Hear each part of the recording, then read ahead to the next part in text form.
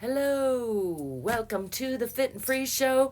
Let's do some arm stretching. I'm in the Head Hutt and I'm getting I don't want to say I'm getting a late start. Let me change that story. I am at the segment of the day where I do some arm stretches. I thought I would invite you to join me if you feel like it, to whatever degree feels good in your body. I always like to remind people, don't just do what I do unless you want to. Follow your own lead. Don't do anything in your body that doesn't feel right. Doesn't mean don't push into a little discomfort. It just means gauge it for yourself and follow your own lead. Let's do some arm stretches. Bringing the left arm across the body. I'm going to hang on to it with the right arm, just kind of draping it over there. And I'm going to do a combination of active and passive stretching. Got some ka-chunk in there. I worked at the desk a lot the last couple days, which, you might not think of that as making you sore, but if you've done it, you know it really can make a person really sore just sitting there, not moving enough, sometimes clicking away. I'm going to wing that back and stretch, and a lot of times I don't maintain the best posture. I need a new office chair, speaking of that. Sold. I've convinced myself. Bringing the other arm across. Doing some stretches there. Just checking in with the body, noticing. Maybe giving a little 1 to 5 score, 1 to 10 score on a scale of 1 to 10. How's it feeling today? How's you feeling like? General mood, how's the flexibility feeling, the strength, whatever you want to rate, really. I've been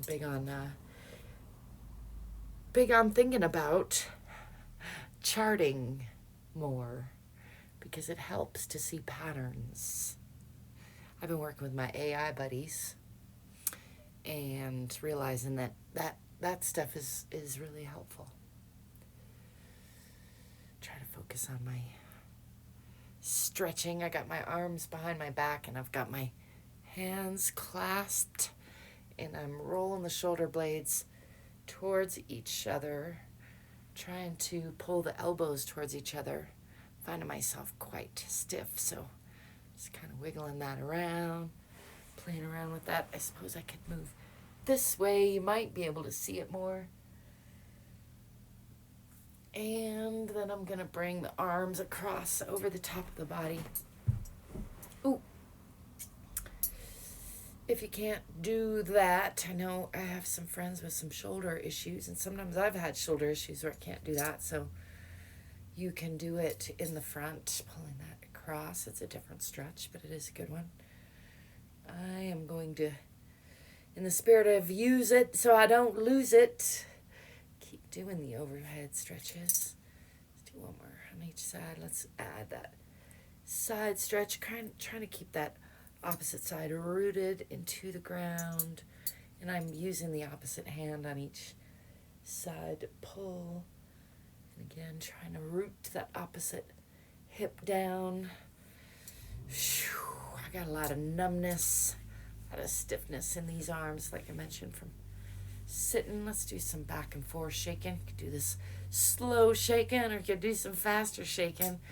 That's some up and down with the shoulders together, one at a time, back and forth.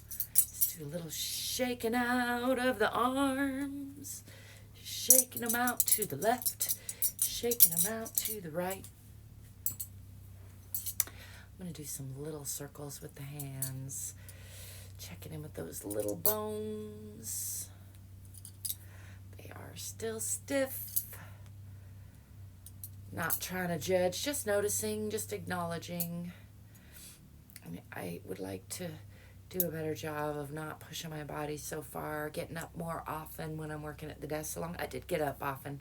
I got puppies to take care of, so they make me get up pretty often, but I think setting a timer for every 45 minutes would be a good idea. Getting up for at least 10, 15 minutes.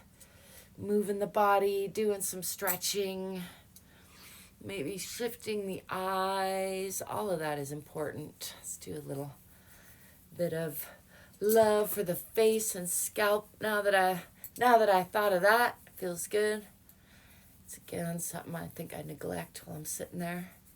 If that feels good to you, give yourself a little scalp massage and maybe a little face massage rub. Smooth down the arms and out the hands. Shaking off any excess energy. I'm going to root myself into my sits bones.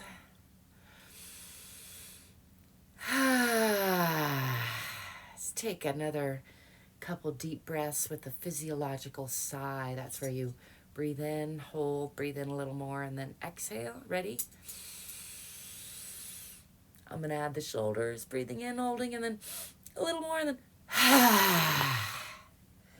can collapse around, relax into that. I like to lean back and just stretch the back a little bit. Let's do one more of those. Ooh, messy hair, and I don't care. Breathing in. Scrunching up. Maybe adding the fingers of the toes of the pelvic floor. Holding, and then breathing in a little more, and then That physiological sigh has been shown to help reset the nervous system, by the way. And if you ever heard like a baby crying, or some other animals do it too, where they go like, that's the physiological sigh. So that's a modified version, just to kind of share with you where that science comes from. And it's been found that